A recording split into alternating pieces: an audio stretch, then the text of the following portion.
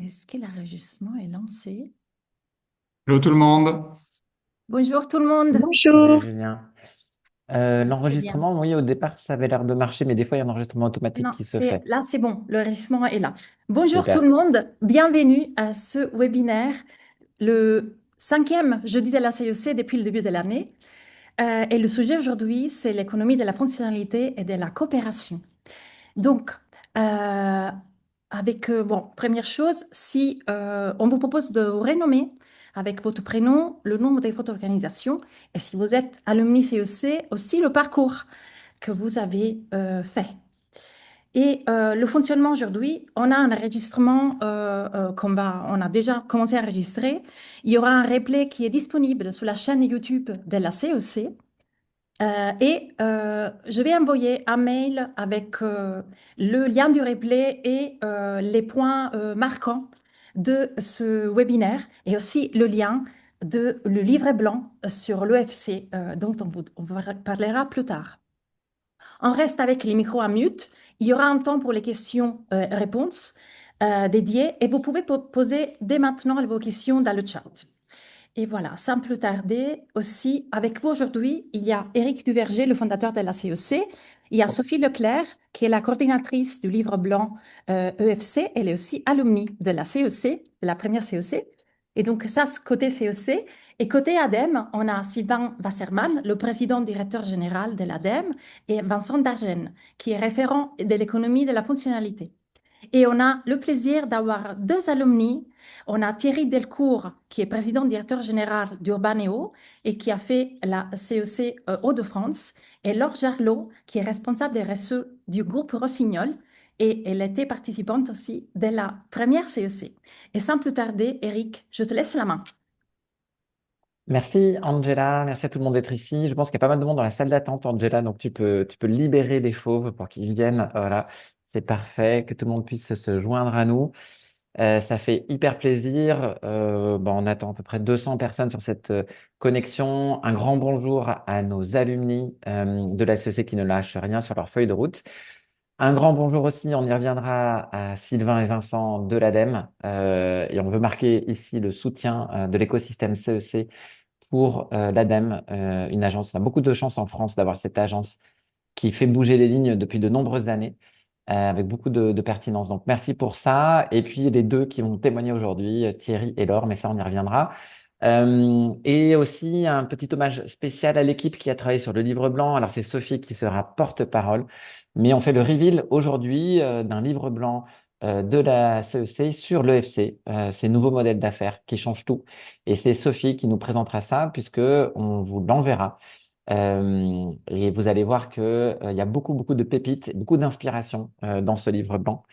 Alors moi, traditionnellement, je fais une petite mise en perspective. Donc on peut se lancer, Angela. Euh, et donc, je voulais commencer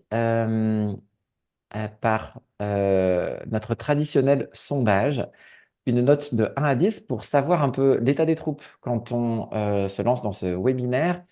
Quand vous pensez EFC, économie de la fonctionnalité et de la coopération, est-ce que, donc n'hésitez pas et on ne vous dénoncera pas, mais est-ce que vous êtes plutôt 1, donc vous êtes sans repère, ou plutôt du côté de 10, vous vous sentez expert? Voilà, on va voir un petit peu où se situe la pondération. Je vois défiler dans le chat. On a un peu de tout. J'ai l'impression que le centre de gravité est plutôt autour de 6, mais on a quand même pas mal de participants en dessous de 4-5. Donc, on espère que cette note va monter tout au long de ce webinaire. On n'a que 55 minutes ensemble, mais voilà, l'idée, c'est vraiment de mieux comprendre et puis aussi de montrer très concrètement comment on peut faire des transformations. Si tu avances, Angela, Euh, simplement rappeler deux petits messages sur la CEC. Tout d'abord, merci, on a des alumni qui viennent vraiment de partout, de tous les territoires. Donc, vous voyez ici les 12 territoires où la CEC est présente, où on a lancé des parcours, on a des alumni, plus la Suisse depuis 6 mois et la Belgique qui s'est lancée il y a 2 semaines. Voilà, donc ça c'est l'aspect territorial. Donc c'est un terrain d'action majeur pour la CEC. C'est là où l'économie et la régénération est vraiment touche le terrain. Et puis, on a aussi donc un axe pour nous d'impact, qui sont les thématiques, les filières. Et vous voyez ici les 12 thématiques, donc 8 sur lesquelles nous sommes déjà très actifs, et puis 4 sur lesquelles nous sommes en train d'accélérer. Et il y a aussi beaucoup d'actions et de coopération qui se passent entre les alumni au sein de ces filières.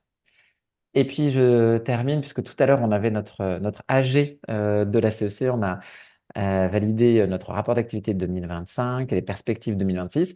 Donc je pose ici le dernier slide avec lequel j'ai terminé cet AG. Quatre convictions pour le mouvement CEC. C'est un petit peu nos singularités aussi, ce qu'on essaie d'apporter dans l'écosystème. On a en France un écosystème très riche de la transition. On essaie vraiment tous d'ailleurs de tisser des liens forts pour être plus forts tous ensemble. Nous, vraiment, ce qu'on veut être sur le long terme, c'est une force de dépolarisation. On s'aperçoit qu'il y a beaucoup de complexité sur nos sujets. Donc, on veut savoir aborder cette complexité. Un bon exemple, c'est sur l'IA en ce moment. Malheureusement, il y a déjà une polarisation qui s'opère et donc ça empêche le débat, ça empêche le discernement. Donc, nous, on aimerait être une force qui permet de dépolariser. Inclusive et solidaire. Donc ça, c'est vraiment l'orientation dans l'économie du donut. C'est vraiment de travailler la partie sociale, le centre du donut, tout ce que les entreprises apportent aussi au niveau inclusion, au niveau solidarité. Le troisième point, je vais revenir en 2 secondes, au cœur des modèles d'affaires. On pense que c'est vraiment ça, une de nos singularités. Et puis, cette visée, pourquoi on fait tout ça? On prône, nous, l'économie de la régénération. On pense qu'il faut aller plus loin que l'atténuation, plus loin que la restauration.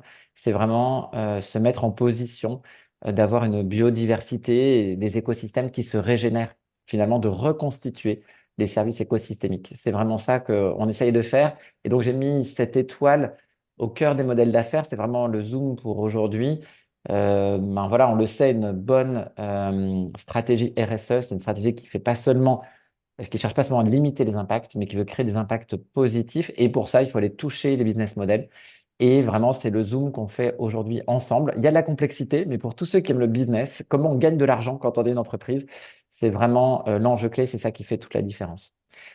Sans plus tarder, on peut se lancer et donc je vais laisser la parole à un regard d'expert. Et donc on a la chance d'avoir avec nous Sylvain Wasserman, le PDG de l'ADEME. Sylvain, merci de ta présence, merci du soutien à tout l'écosystème de la transition et peut-être si tu veux nous partager quelques mots sur le FC. Merci beaucoup. Bonjour à toutes et à tous. Écoute, d'abord, je suis très heureux d'être là. Je suis très heureux de la dynamique sur l'OFC qui se passe en ce moment. Je suis ancien chef d'entreprise. J'ai vécu des évolutions importantes de business model dans l'entreprise que je dirigeais notamment. Ce que je voudrais dire, c'est qu'aujourd'hui, il y a des raisons fondamentales pour lesquelles les patrons d'entreprise réfléchissent à leur business model. Je finis un Tour de France, enfin j'ai fait en fin d'année dernière plutôt un Tour de France où on a vu 1350 entreprises qui sont venues vers nous sur leur décarbonation, qui est considérée comme stratégique de plus en plus pour pouvoir sortir de leur dépendance aux énergies fossiles, mais aussi au questionnement sur leur modèle d'affaires. Et si je voulais résumer la façon dont je vois le FC personnellement, c'est un alignement de la valeur client, la valeur pour le client, du business model économique et de la profitabilité économique de l'acteur économique, et des impacts et de la planète, pour faire court, en tout cas de la rationalisation des ressources planétaires utilisées. On a à l'ADEME accompagné 8 entreprises pendant 18 mois, puis 8 autres, des grandes entreprises. On a aussi des actions et des sensibilisations et des réflexions avec des PME et TI. Mais dans cet accompagnement, j'ai eu la chance d'être vraiment aux journées de débriefing où ces entreprises faisaient part de leurs 18 mois de réflexion sur des thématiques EFC qui étaient très intéressantes parce qu'elles ont commencé plutôt avec des directeurs RSE, elles ont fini plutôt avec des directeurs marketing, et ça traduisait bien pour moi le fait que le FC, c'est d'abord repenser son business model pour aligner l'intérêt du client, la profitabilité économique d'entreprise et les ressources planétaires, la limite des ressources planétaires. Il y a eu beaucoup d'exemples, il y en aura peut-être ici qui seront cités, mais quand on voit un exemple qui m'avait beaucoup frappé, c'est Kersia, qui était l'une de ces entreprises, on peut en parler publiquement. Kersia, c'est une entreprise que peu de gens connaissent, mais c'est le numéro 2 mondial de la sécurité alimentaire sur les chaînes de production agroalimentaire industrielle. Ils vendent du désinfectant, si on le dit avec nos mots un peu de façon triviale. Et ben en fait, ce qu'ils ont réfléchi dans leur modèle, c'est que finalement tout ça et la sécurité de la chaîne agroalimentaire, c'est à la fois le désinfectant qu'on va mettre, mais c'est à la fois la température de l'eau du processus industriel, à la fois l'énergie, et que en fait, au lieu de continuer à vendre du désinfectant, ils se sont dit finalement notre métier, c'est de garantir la sécurité industrielle, et donc ils sont montés dans la chaîne de valeur avec leurs clients pour essayer d'apporter une expertise et un dialogue expert en réfléchissant à quel est le meilleur optimum entre la quantité de désinfectant, la température de l'eau, l'énergie consommée, bref, de monter dans cette chaîne de valeur, y compris au détriment de la vente unitaire de désinfectants. Et évidemment, ils sont arrivés à des baisses significatives de volume de désinfectants qui, évidemment, puisent en conséquence beaucoup moins dans les ressources planétaires. C'est un exemple qui m'a frappé parce que je crois que ça illustre bien l'enjeu. C'est comment je réfléchis à monter dans la chaîne de valeur avec mes clients, donc transformer ma relation avec mon client, en sécurisant évidemment ma profitabilité économique pour qu'elle reste solide, mais en prenant en compte ces limites planétaires. Puis il y avait un autre exemple qui m'avait vraiment frappé, c'est l'impact de la durabilité du bien. La durabilité du bien devient pour beaucoup d'entreprises un critère un des tout premiers critères de profitabilité. Si par exemple, l'exemple que je prends souvent, c'est celui des essuie-mains dans les hôpitaux, où quand le vendeur d'essuie-mains qui fabriquait des essuie-mains s'est mis à vendre, à louer ces essuie-mains, et ben il a dit, de ce jour-là, le premier critère de profitabilité a été la durabilité de mon bien, puisque mon produit, ma R&D, la façon dont je le conçois, augmenter de 6 mois ou de 18 mois la durabilité de mon bien, c'est mon critère numéro un de profitabilité dans ma relation avec le client. Donc là aussi, un intérêt pour le client parce qu'on transforme le produit en une garantie de service, intérêt évidemment pour le monde économique et pour mon équilibre économique, et intérêt évidemment pour la planète parce que c'est d'autant de ressources consommées en moins. Donc voilà l'enjeu tel que je le vois, et je m'arrête là parce que sinon je vais être trop bavard. Mais en tout cas, vous êtes au cœur d'un des sujets sur lequel l'économie française est plutôt en pointe. Je voudrais féliciter les travaux sur le livre, le document là que j'ai parcouru et que je lirai avec grande attention, mais je l'ai parcouru en amont de la réunion. Donc vraiment chapeau, parce que c'est le moment où on doit jouer cette carte d'aligner l'intérêt du client, d'aligner la profitabilité de nos acteurs économiques et d'aligner l'intérêt d'être plus durable et économe des ressources et des limites planétaires. Voilà, merci. Merci Je résume en quelques Sylvain. mots, Eric. Merci beaucoup Sylvain. Et peut-être en une question, et puis Vincent aussi, Vincent Dargène qui est avec nous, le référent EFC de l'ADEME.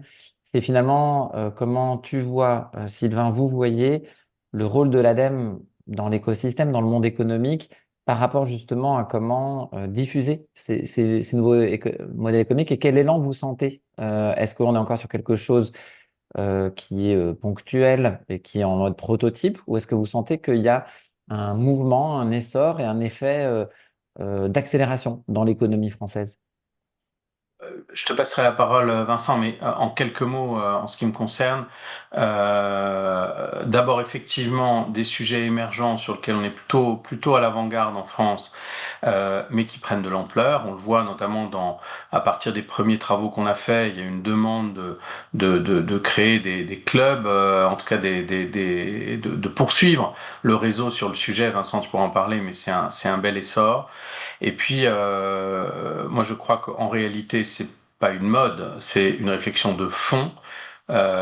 Et je suis toujours frappé par les patrons de TI familiales qui très souvent raisonnent à la génération d'après et qui me disent de toute façon l'entreprise que je construis aujourd'hui c'est celle que je lèguerai à ma petite fille ou mon petit-fils dans 2 générations et j'ai besoin de la construire pour le monde de demain, et le monde de demain il sera plus respectueux des ressources planétaires. Donc il y a ces visions, il y a ces chefs d'entreprise visionnaires, et puis il y a la réalité de la montée en chaîne de valeur dans la relation client clients qui, là, concernent toutes les entreprises. Et je crois que pour le FC, c'est une bonne façon que de remettre au centre la relation et la montée en relation et en partenariat avec les clients. C'est une façon, je crois, assez pragmatique et en tout cas utile pour sécuriser les business models et les inscrire dans une réalité plus durable.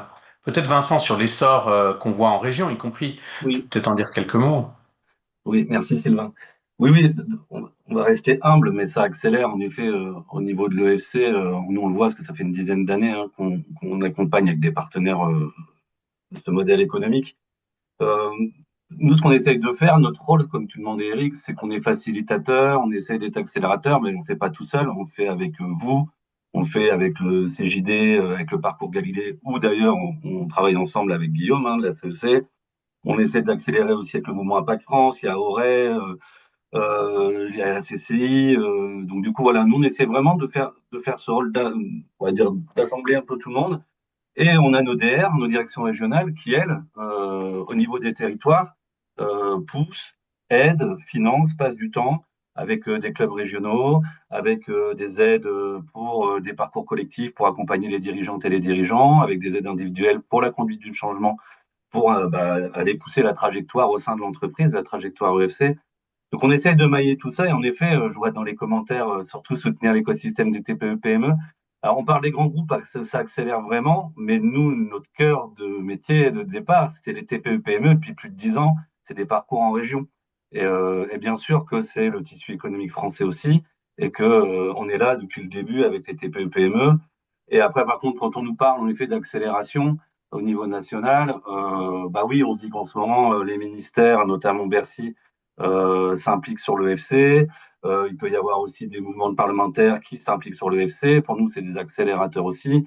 Et comme Sylvain parlait des parcours qu'on avait mis en place d'accompagnement des grands groupes, comme on le fait en région avec les TPE-PME, sur 18 mois, sauf qu'on n'accompagne pas une entreprise de 200 000 collaborateurs avec des actionnaires comme on accompagne une menuiserie de 15 salariés. On a travaillé la méthodo.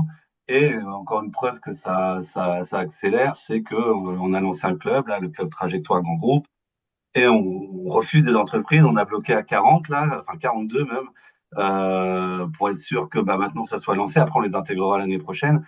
Et on parle de grands groupes comme HP, Crédit Agricole, Kingsway, EasyCash, que vous connaissez plus ce qu'ils ont fait, aussi la CEC. Enfin voilà, donc plein de boîtes qu'on intègre et qui sont vraiment là que pour le FC. Donc nous, c'est quand même plein de choses positives. J'ai envie, et c'est pas de la méthode Coué, j'ai envie de dire aussi que ça, c'est positif. Alors oui, on va embrasser peut-être de nouveaux termes, souveraineté, ce qui était déjà le cas pour le FC.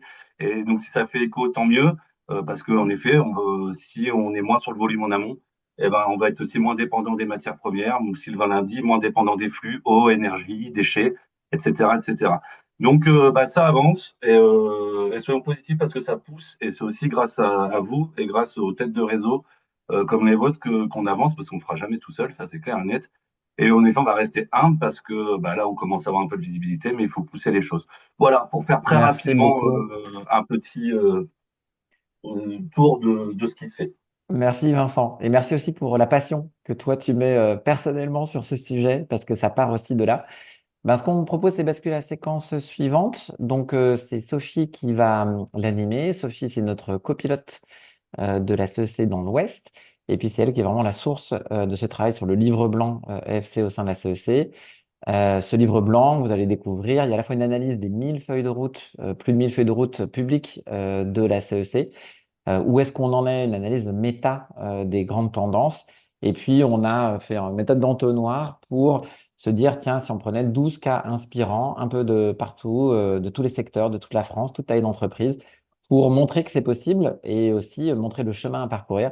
Donc, on en a 12 qui sont mis en Zoom, et puis on a deux personnes qui vont nous expliquer ce qu'elles font sur le terrain. Sophie, c'est à toi.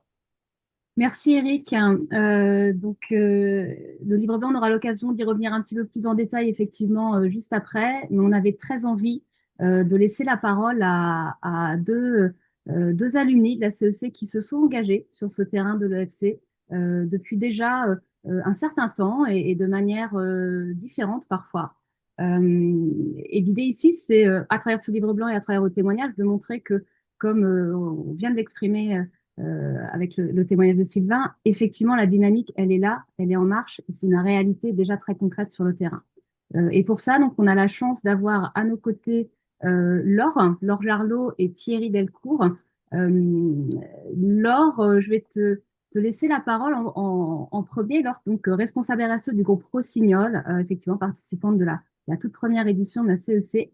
Les questions que j'ai envie de vous poser à tous les deux pour éclairer ce sujet et puis voir comment vous êtes emparés de cette démarche, c'est d'abord le pourquoi. Pourquoi vous êtes engagés dans cette démarche EFC? Comment ça se concrétise dans vos entreprises? Peut-être aussi ce que ça a changé pour vous en profondeur dans votre offre en interne, dans la relation. Vous parlez du changement de relation aussi client-fournisseur. Et puis, en quelques mots, le bilan que vous en faites aujourd'hui, les bénéfices, peut-être les défis aussi à relever à ce stade. Laure, à toi la parole pour commencer ce premier témoignage. Eh ben, merci. Bonjour à tous. Ravi de passer à ce tour d'échange avec vous. Donc, nous, en fait, on a participé à la première CEC et comme tout le monde, merci Eric, on a été sacrément secoués. Depuis, je mets une grande partie de mon énergie à développer des actions qui sont bonnes pour le business et pour la RSE. Parce que c'est vraiment pour moi ça le plus important, c'est montrer qu'en fait c'est pas du tout incompatible, bien au contraire. En fait, la RSE c'est pas faire des t-shirts en coton bio, même si j'en ai un, mais bon, c'est pas ça l'objectif quand même. C'est en fait de faire du business. Et pour moi, c'est pas un gros mot de faire du business, mais faire du business du coup d'une façon différente avec des modèles alternatifs. Et donc, en fait, depuis qu'on a fait la CEC, on essaye plein de choses qui marchent plus ou moins bien. Mais on a fait des petites choses comme par exemple vendre des skis avec des défauts d'aspect. Avant, pour un groupe comme nous, c'était pas possible de vendre des skis qui étaient moches, entre guillemets. Mais depuis, on s'est dit, en fait, on génère des choses qu'on va jeter. Et pourquoi, en fait, avec ça, on ne générerait pas de la valeur? Donc aujourd'hui, en fait, on génère de la valeur avec quelque chose à l'origine qui était un déchet et qui allait finalement polluer. Et sinon, il aurait fallu que je refabrique d'autres skis pour générer à nouveau de la valeur. Et donc, je continuerai à augmenter mon scope 3. Bref, en fait, depuis qu'on a fait la CEC, on s'est rendu compte qu'on pouvait faire plein de petites choses comme ça, en fait, qui étaient bonnes économiquement. Parce que là, du coup, au lieu de payer pour des déchets, finalement, on gagne de l'argent. Et c'est pareil, on s'est mis à développer des gammes en upcycling. Et c'est pareil, au lieu de jeter des skis ou des poignées de bâtons qui servaient à rien parce qu'ils avaient des défauts, on les transforme en quelque chose et en fait, on génère de la valeur. Donc pour moi, c'est vraiment ça, la RSE, c'est du business, comme vous étiez en train de dire. Et aujourd'hui, pour moi, effectivement, on peut gagner de l'argent en faisant de la RSE. C'est pas incompatible, bien au contraire. Et donc, suite à la CEC, on s'est dit, c'est chouette, on a écrit notre feuille de route, mais maintenant, il ne faut pas qu'on s'arrête là. Donc, qu'est-ce qu'on va faire? Et donc, grâce au CIRID, merci Nicolas, j'ai vu que tu étais par là, on s'est engagé dans un nouveau parcours. On se dit, si on reste tout seul, on va s'endormir. Donc, on est parti dans un parcours, du coup, EFC mené par le CIRID. Et on a été accompagné, du coup, aussi par une consultante. Et on a travaillé pas mal de mois à se dire, voilà, qu'est-ce que c'est les nouveaux modèles économiques qu'on peut tester sur l'EFC? Et puis, quand l'EFC s'est terminé, on s'est tourné vers Vincent. On a dit, s'il te plaît, Vincent, donne-nous une petite somme. Il faut qu'on continue à être motivé, à devoir faire des rapports à l'ADEME pour nous obliger toujours à continuer à faire des choses. Donc, surtout, ce qu'on ne veut pas, c'est s'endormir. Donc, on essaye sans arrêt d'être toujours remotivé par de nouvelles choses à faire. Et du coup, ce que ça a changé pour nous, ça a changé du coup dans notre offre. Et par exemple, on s'est mis à faire de la location des vêtements de ski avec du partage de la valeur. Donc, ce qui est chouette, en fait, dans ce modèle-là, c'est qu'en fait, nous, on met à disposition de quelqu'un, d'un prestataire qui n'est plus du tout un client. Du coup, c'est maintenant un partenaire des vêtements qui loue. Et tout au long de l'année, en fait, on partage la valeur qui est créée. Donc, ce qui est chouette, c'est que pour ce projet-là, comme tous les projets chez Rossignol, je ne fais pas les projets. Le service RSE est réduit le plus petit possible. Donc, on est 2 pour le monde entier et je me suis engagée à ce qu'on soit jamais plus que 2. Ce projet-là, du coup, je l'ai fait mener par les équipes qualité apparel, donc tous ceux qui font les vêtements, et par le service commercial. L'objectif, c'est vraiment ce qu'on disait à l'instant, c'est que ça change le cœur du business et que ça ne soit pas des projets RSE à part. Et donc, ces équipes ont porté ce projet avec, du coup, ce partenaire. Ce qui est super, c'est que d'abord, effectivement, au début, ça a été difficile de dire qu'au lieu de vendre, on allait louer, surtout pour en fait des commerciaux qui ont été fabriqué et mis dans ce moule-là. Mais finalement, en fait, on y est arrivé. Et aujourd'hui, ça veut dire qu'on a un gros changement finalement en interne et une vision totalement différente. C'est que au lieu finalement de mettre un maximum de produits, pour gagner beaucoup d'argent, il faut mettre un minimum de produits. Donc, en termes de changement d'état d'esprit des équipes, ça change tout parce que au début, on a mis beaucoup de produits, puis on s'est aperçu qu'il y a des produits qui ne tournent pas. Un produit qui ne tourne pas, c'est de l'immobilisation. Donc, finalement, il faut ajuster les stocks et mettre un minimum de produits pour que ça marche. Donc, c'est vraiment un changement d'état d'esprit. Et puis, on doit avoir des produits qui durent le plus longtemps possible pour gagner d'argent versus ce qu'on pouvait imaginer d'avant. Finalement, peut-être qu'avant, si ça durait moins longtemps, on pouvait en vendre plus. Et c'est vraiment super parce qu'en fait, ces nouveaux modèles nous font revoir tout notre système. Et l'objectif, c'est d'avoir un minimum de produits qui durent un maximum de temps. Donc vraiment, ça, c'est vraiment super pour les équipes. Et puis, comme chez moi, du coup, c'est le commercial qui a fait ça.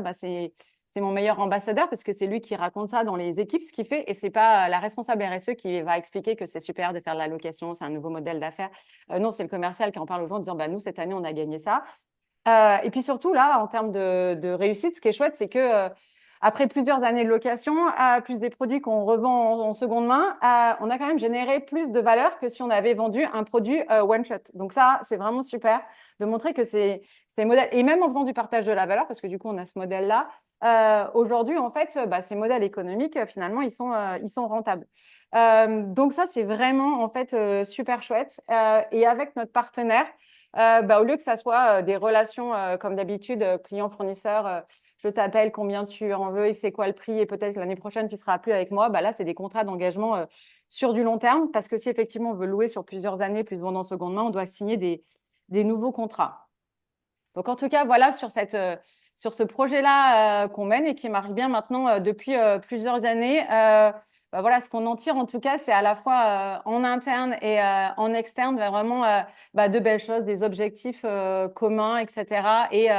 Et un embarquement, finalement, du coup, des équipes en interne et de l'amélioration qualité de nos produits. Parce que, comme je disais, effectivement, qui a mené le projet, c'était la personne responsable de la qualité qui a pu amener des modifications au fur et à mesure. Parce que quand on lave un produit chaque semaine, c'est pas comme quand chacun, on a chez nous un blouson de ski qu'on lave une fois par an. Là, effectivement, l'utilisation est intense. Donc, en fait, on a appris, mais vraiment beaucoup de choses. Donc ça, c'est un projet où on est allé au bout et quelque chose qui marche bien, sur lequel voilà, on est arrivé à embarquer. Après, on a d'autres projets en économie de la fonctionnalité et de la coopération. J'ai vu d'autres équipes qui sont là sur des cordées, etc.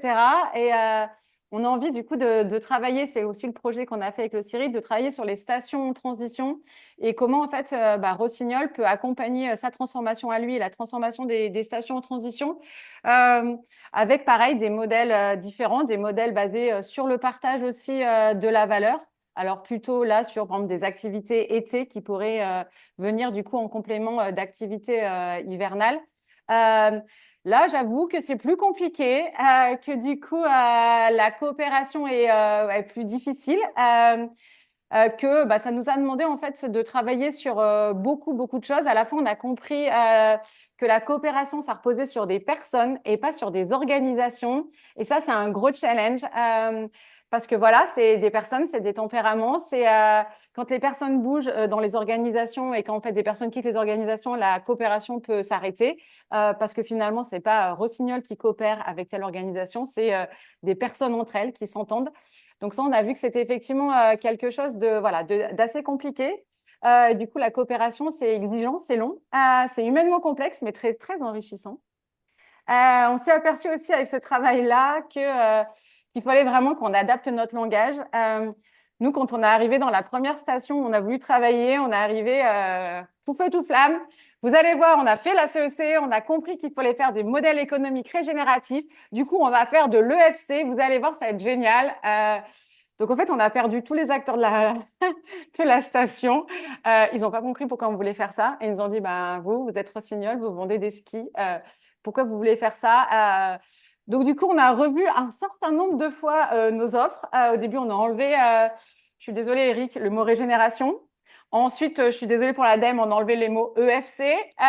Et donc, en fait, au fur et à mesure, on a épuré. Donc, maintenant, en fait, on loue et on partage la valeur. Voilà, on arrivait à ça parce qu'en fait, sinon, le reste, on avait vraiment…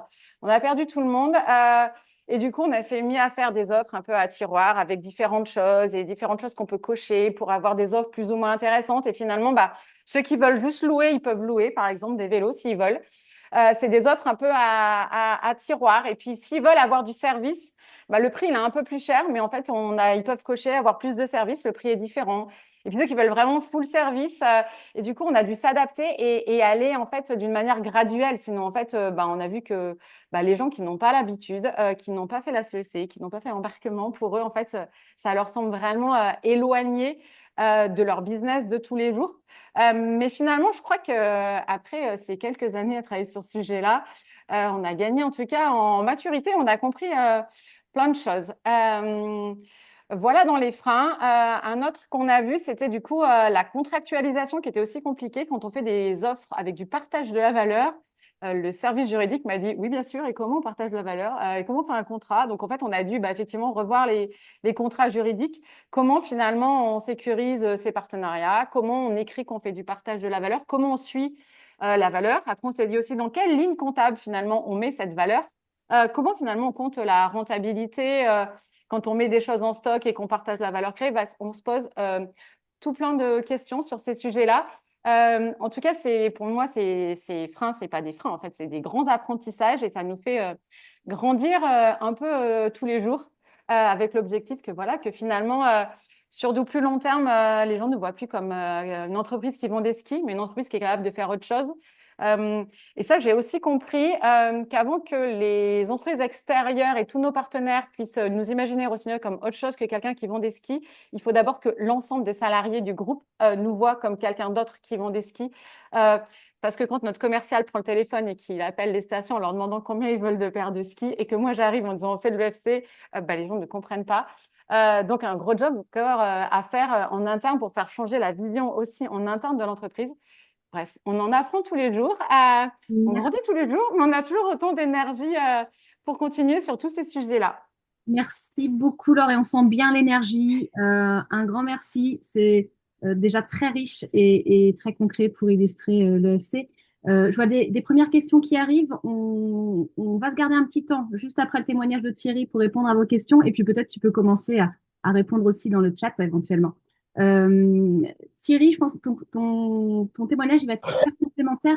Oui. Urbaneo, tu vas nous expliquer aussi ce que tu fais, mais ton sujet il concerne aussi les collectivités, les marchés publics, avec d'autres défis, d'autres contraintes. Donc, à toi la parole, et puis on se garde un petit temps de questions-réponses derrière. Et je crois qu'il y a un partage d'écran encore en cours, peut-être. C'est pas moi. Angela, Oui, on va enlever l'écran pour te voir complètement. Voilà. Thierry, Bon, vas-y. donc, alors, pour l'auditoire, parce qu'effectivement, Urbaneo est une entreprise bien moins connue que Rossignol.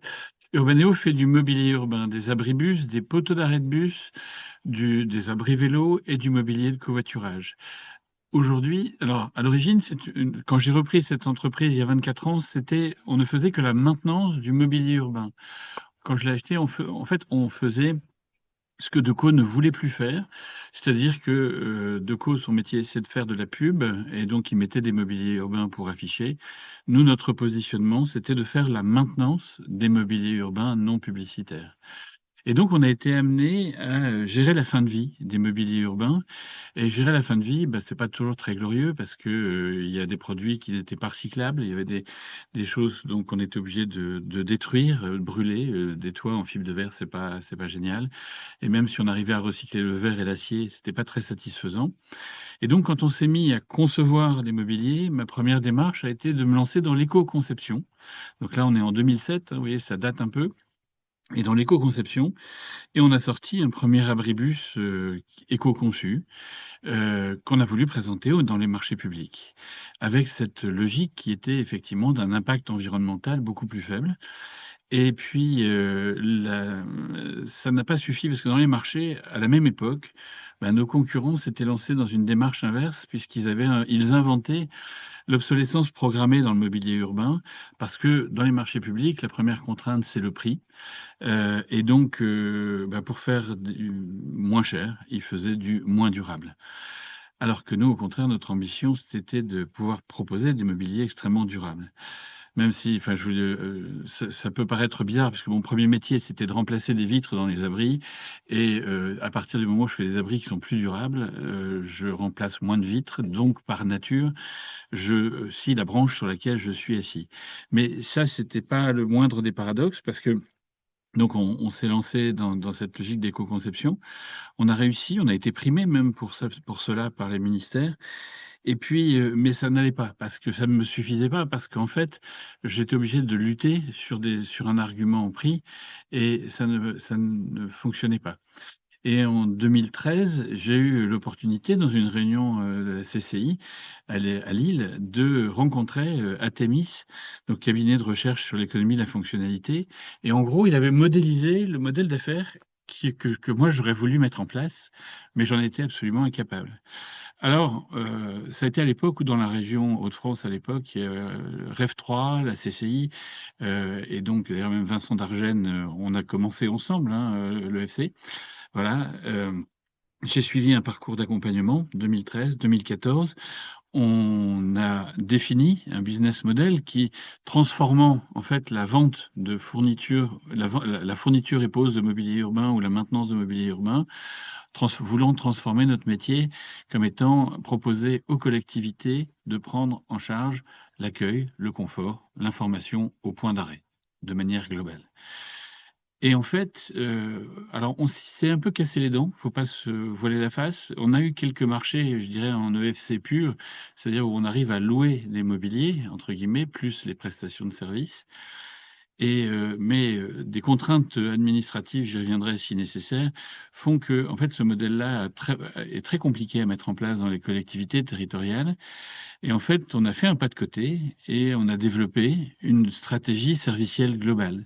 C'est-à-dire que plutôt que de simplement fournir des mobiliers ou aller les maintenir, eh bien, on a cherché, et là je reviens sur ce que disait Monsieur Wasserman, sur l'idée de comment satisfaire l'ensemble des besoins du client sur son mobilier urbain non publicitaire. Et donc, on s'est diversifié en faisant donc bien sûr la maintenance, mais aussi pour l'entretien, l'affichage, la rénovation des mobiliers, donc la fourniture et pose de mobilier durable. Et puis on a commencé comme ça, en allant prescrire dans les collectivités cette logique servicielle globale. Et puis alors ça prend beaucoup de temps. Moi je ne vous cache pas, ça prend beaucoup de temps parce que bah, dans les marchés publics c'est compliqué de faire changer les mentalités, mais on y arrive petit à petit. Et donc le modèle EFC, on a fini par l'imposer entre guillemets, notre modèle, en permettant aux collectivités d'acquérir les mobiliers, mais d'acheter en simultané toutes les prestations qui tournent autour. En termes de coopération, parce qu'en fait on n'a pas vocation, on est une petite PME, on n'a pas vocation à tout faire. Donc on est allé chercher des partenaires. On a un partenaire alors espagnol qui s'appelle Zicla qui fait des quais provisoires. C'est-à-dire il y a une zone de travaux, il faut mettre un quai-bus en attendant, maintenir l'accessibilité. Ben, ils vendaient des quais en plastique recyclable, c'est un peu du Lego. Nous on s'est dit donnez-nous la carte, nous on va les louer. Et on va proposer aux collectivités de louer des quais avec nos abris dessus. On a pris un partenariat, on est aussi maintenant très fortement impliqué avec Axantia, qui est un fournisseur de bornes d'information voyageurs suédois. On est son poseur, mainteneur pour la France, et c'est totalement complémentaire à nos produits.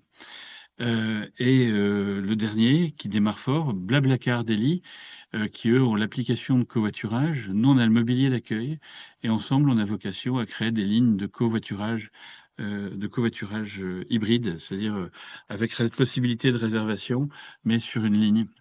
Voilà, et ça démarre très fort, on en a déjà pris 2 et ça va commencer. Voilà, j'ai été très, très vite, hein, sur le modèle.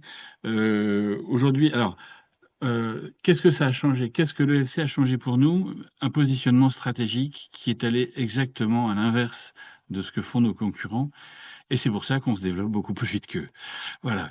On a démarré, on était tout petit. Moi, j'ai repris cette boîte, il y avait 4 personnes et on faisait 8 ou 900 000 euros de chiffre d'affaires. On est 90, on fait plus de 10 millions maintenant de chiffre d'affaires. On a 7 agences en France, on couvre la France. Donc la dernière qu'on vient d'ouvrir, c'est à Metz. Dans l'Est, on n'y était pas du tout. On a promotionné justement une offre servicielle globale. On a gagné un premier marché et aujourd'hui, on s'apprête à concourir pour la région complète en fourniture, pose, entretien, maintenance, signalétique, refaire toute la signalétique de leur mobilier urbain. Voilà et donc voilà ce que l'on fait. Alors après, moi, je vais rajouter quelque chose parce qu'effectivement, pourquoi la CEC? Parce qu'en fait, nous, on avait commencé ça bien avant. Alors, en fait, la vérité, c'est que, vous le voyez à mes cheveux blancs, moi, j'ai encore quelques années à faire, mais mon fils et un salarié, responsable industriel ont vocation à reprendre la boîte derrière moi et ils sont rentrés en 2024 au moment où la CEC, Hauts-de-France proposait un parcours et c'était comment relancer une dynamique. Parce que moi, je porte le FC depuis toujours, mais comment relancer une dynamique vers une stratégie, cette fois-ci régénératrice. Et donc, on a fait la CEC, alors à 2,5, puisque c'était eux les pleine championne et dirigeants. Et moi, j'ai fait la dernière session, et on travaillait ensemble entre les sessions, parce que l'avenir, c'est eux, quoi. Et aujourd'hui, la feuille de route, c'est pour les 10 prochaines années. Heu et donc voilà, la prochaine étape pour nous, c'est on veut monter ce qui n'existe pas pour l'instant en France, un centre de réemploi. C'est-à-dire comme on a la capacité de récupérer les mobiliers urbains, puisqu'en fait aujourd'hui on en change, on les maintient, on récupère les mobiliers urbains et de les récupérer, de les reconditionner et d'avoir une offre complète en réemploi. Ça, c'est la première partie de notre feuille de route et la deuxième, c'est comment on peut intégrer beaucoup plus de biodiversité dans nos mobiliers. Alors ça, c'est un peu plus long, un peu plus compliqué, mais on y travaille. On expérimente, on va expérimenter différentes choses très prochainement sur des toitures végétalisées, ça existait déjà, mais sur d'autres systèmes qui permettent maintenant, par exemple, de garder l'eau de pluie et de faire pousser, une végétation dans les centres-villes. Voilà ce que l'on fait. Je répondrai à toutes Tu vos nous fais questions. rêver, Thierry, avec des abribus forestiers. Voilà, tu Voilà, ouvres des belles perspectives. tout à fait. Merci beaucoup, Thierry, pour ton témoignage. C'est hyper riche, hyper inspirant. On a le temps peut-être pour une question parce que le temps file. J'en vois une dans le chat qui vous concerne potentiellement tous les deux sur la notion de coopération, justement. La question est la suivante. Dans votre cas de figure, Urbaneo, la coopération était plus facile que Rossignol, semble-t-il. D'après vous, pourquoi? Alors, la coopération, on l'a menée. Enfin, là, j'ai parlé de coopération avec des métiers connexes qu'on intègre à notre offre. On peut aussi parler de la coopération avec nos clients. J'ai pas eu le temps de l'exprimer, mais l'un des premiers marchés typiquement EFC qu'on a eu, c'est en région parisienne, et où en fait, on avait l'entretien, la maintenance, l'affichage de 400 abris dans le département du Val d'Oise. On l'a toujours, hein, parce qu'en fait, du coup, c'est devenu un marché, ça fait 12 ans maintenant. Il y a des abris où vous avez beau faire, vous mettez des vitres, et ben le lendemain elles sont cassées parce que c'est comme ça, c'est des secteurs de voilà. Et à ce moment-là, nous on est allé voir nos clients et on leur a dit écoutez voilà, statistiquement, on répare, on le fait. Là, on n'y arrivera pas. C'est trop sensible, c'est trop dangereux, enfin, c'est trop vandalisé. On n'y arrivera pas. On peut vous proposer de mettre en place des solutions alternatives. Donc, en gros, transformer les vitres par des tôles perforées qui résistent mieux au vandalisme, ce qui permet de maintenir, dans ce cas-là, l'affichage horaire parce que le cadre, il est dedans. Ça permet d'abriter et donc de rendre le service aux usagers. Et donc, ce sont des coopérations qu'on a commencé aussi à mener avec nos clients. Donc voilà, ça prend du temps. Je rejoins tout à fait ce que disait Laure, ça prend énormément de temps, parce que c'est pas naturel. Même auprès de nos clients, les collectivités territoriales, considèrent que de toute façon, on est du privé, on est là pour les pomper, pas pour les servir. Et donc, décaler le discours, c'est très complexe et ça prend énormément de temps. Mais oui, on y arrive. Alors, peut-être? Et je crois que quand il y a peu d'acteurs, c'est plus effectivement plus simple que quand il y a de nombreux acteurs. Quand on a travaillé, effectivement, quand on travaille en direct avec du coup soit des sociopros, soit effectivement voilà des clients sur de la mise à disposition avec du partage de la valeur, de la récupération, etc. et qu'on fait des boucles juste en duo, c'est facile, c'est comme du B2B. Là, effectivement, sur le sujet des stations en transition, il y a les politiques qui rentrent en jeu sur effectivement les territoires. Les territoires de montagne, on sait qu'aujourd'hui, c'est un vrai sujet. Il y a plein de choses à faire, mais c'est compliqué. Et là, du coup, c'est du multi-acteur entre effectivement, du coup, les mairies, les communautés de communes, les sociopros qui vivent là, ceux qui ont la DSP, qui exploitent les remontées mécaniques. Et du coup, il y a multiples acteurs. Et c'est là qu'effectivement, faire de la coopération, c'est plus compliqué. Et je pense qu'effectivement, on a aujourd'hui des sujets de gouvernance à mettre en place pour effectivement arriver à coopérer au sein en fait d'organisations. Et je pense qu'on a un gros sujet à travailler là-dessus, voilà, en termes de gouvernance dans ces territoires pour pouvoir coopérer et mettre des cadres de coopération au sein d'associations. Voilà. On est en train de réfléchir à tout ça, à comment finalement voilà, on peut créer cette coopération via peut-être des espèces de contrats ou d'associations, en tout cas, qui est quelque chose d'écrit pour coopérer. Mais bon, quand on coopère et qu'on ne sait pas encore le sujet de quoi, des fois, on se dit qu'est-ce qu'on met dans le contrat de coopération parce qu'on a envie de coopérer. Donc voilà, il y a beaucoup de choses encore à définir. Euh, Super. Peut-être que je propose, en termes de timing, puisqu'on fait toujours très attention à terminer à 13h55 pour que vous ayez le temps de prendre un petit café avant les réunions de 14h. On a peut-être 3-4 minutes. Peut-être, Sophie, si tu veux nous présenter ce qu'on trouve dans ce livre blanc EFC, avec les deux pépites qu'on vient de voir, mais il y en a d'autres aussi. Et puis après, on fera une toute petite synthèse. Mais merci pour ces témoignages, ça nous a fait vibrer. Et je reprendrai, moi aussi, j'ai 3 pépites là dans vos phrases que vous avez prononcées que je reprendrai à la fin. Mais en tout cas, un grand merci à vous deux. Ouais, un petit mot sur ce livre blanc qui effectivement inclut les cas d'Urbaneo et de Rossignol qu'on vient d'entendre. Ce livre blanc, son origine déjà, c'est la conviction que l'EFC est un levier ultra puissant pour sortir d'un modèle volumique, linéaire, extractif. Et comme l'expliquait très bien Sylvain en démarrage, créer de la valeur de manière durable en répondant à des enjeux à la fois économiques, écologiques et sociaux. Puissance aussi, et on l'a bien entendu dans les deux cas présentés, sur la transformation finalement des relations entre clients, fournisseurs, mais aussi entre acteurs du territoire, avec cette coopération qui est ce C qui a toute son importance dans le FC, au cœur du modèle. Transformation aussi des métiers, des compétences. On parlait des commerciaux qui vendent plus la même chose et qui entretiennent une relation de partenaire désormais tout ce que ça modifie effectivement dans la valorisation et la manière de créer de la valeur et de considérer la valeur. Passer du volume à la valeur durable, passer de l'obsolescence programmée à la durabilité, à la circularité. La volonté de ce livre blanc, c'est aussi de démontrer et d'illustrer que c'est déjà concret et embarqué dans un nombre important, un nombre de plus en plus grand d'organisations, et de pouvoir illustrer la manière dont chaque organisation s'en empare, quel que soit le secteur. Et ça, c'est important aussi de se dire que l'EFCL concerne tous les types d'organisations, tous les secteurs. Vous retrouverez dans les exemples qu'on a à la fois de l'industrie, du commerce, aussi du service. Et puis, vous ferez le tour de France parce qu'on a eu à cœur aussi d'illustrer la diversité en termes de territoire, en passant des Hauts-de-France à la Provence, l'Est, l'Ouest, Nouvelle-Aquitaine, etc. Peut-être un petit mot sur la manière. Alors, dans ce que vous avez retrouvé effectivement les éléments de contexte, les définitions. Qu'est-ce que le FC, comment elle s'articule par rapport à l'économie régénérative, par rapport à l'économie circulaire. Et puis, ce qui a été intéressant au fil de l'exploration, des rencontres, des témoignages et de l'analyse des feuilles de route, puisque cette sélection, c'est juste un petit échantillon de toutes les organisations qui sont en mouvement, et en tout cas des alumni CEC qui sont en mouvement.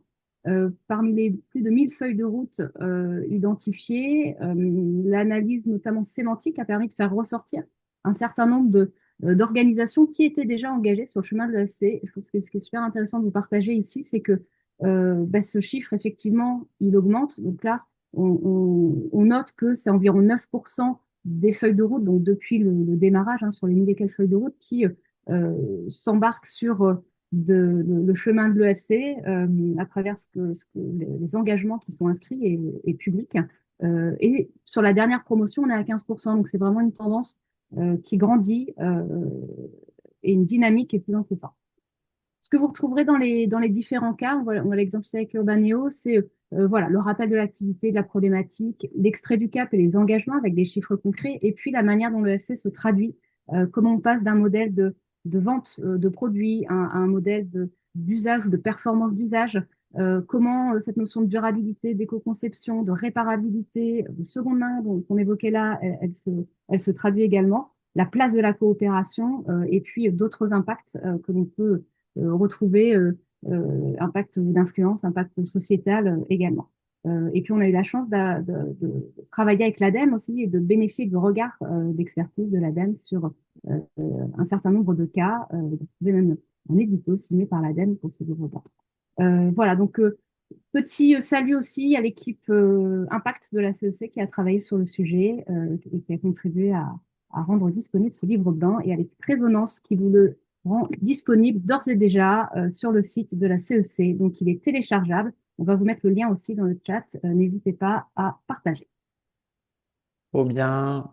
Merci beaucoup, Sophie. On va terminer traditionnellement avec deux messages et puis je vous laisserai avec trois phrases à méditer.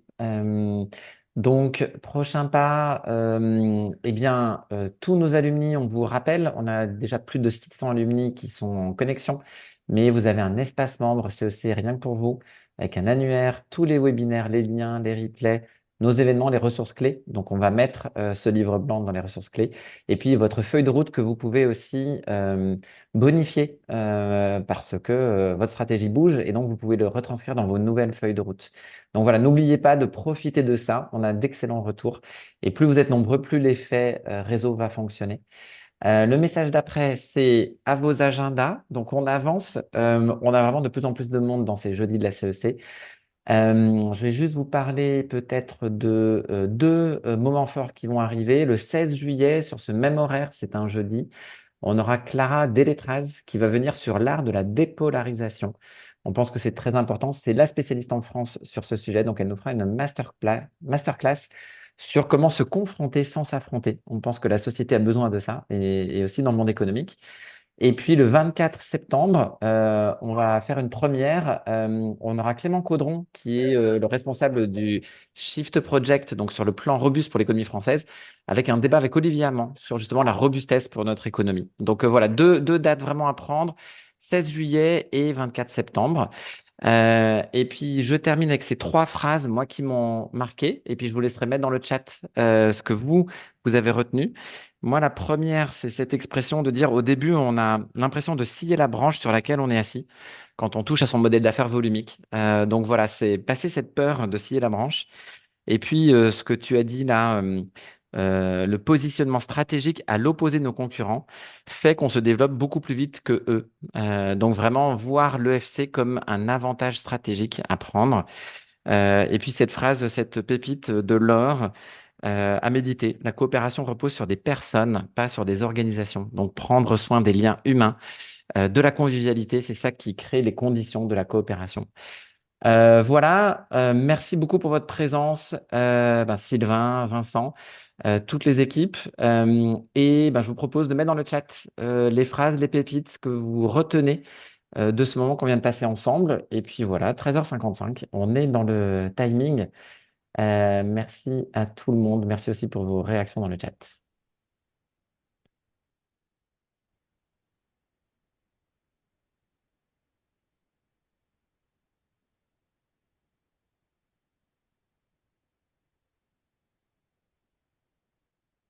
On verra par mail toutes les ressources qu'on a mentionnées aujourd'hui. Et merci pour cette bonne énergie qu'on peut ressentir dans le chat.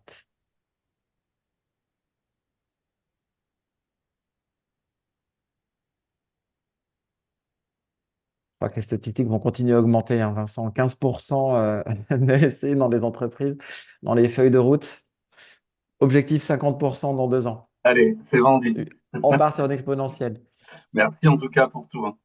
À bientôt. Merci à Merci. vous. On vous souhaite une Merci. très bonne après-midi. Merci. Et on tient le Continuation, à cap très vite. tous ensemble. Merci Tenons le beaucoup. cap. C'était top. Merci. Merci, au revoir. Génial, Merci. génial.